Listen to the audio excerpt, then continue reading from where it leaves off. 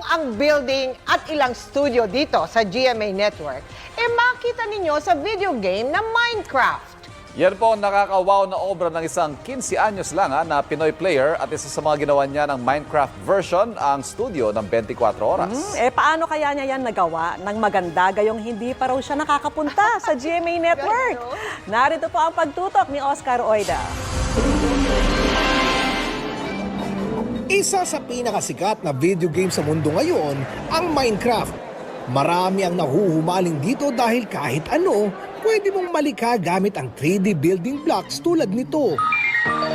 Pero ang isang Pinoy na player nito, pinaghalo ang pagkahilig sa Minecraft at ang kanyang pagmamahal sa Kapuso Network.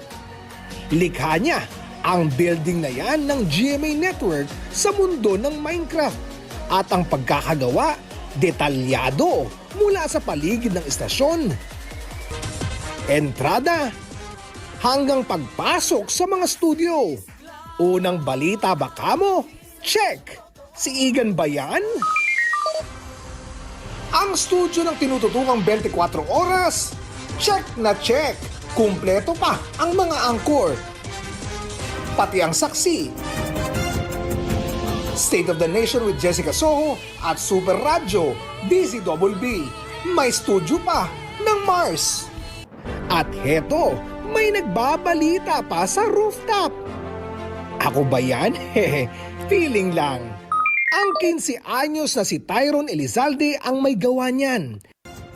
5 buwan na raw niya ito ginagawa at malapit na raw niyang makumpleto. Pero mind you, ni anino niya, di pa raw nakakapunta ng GMA Network. Ginagaya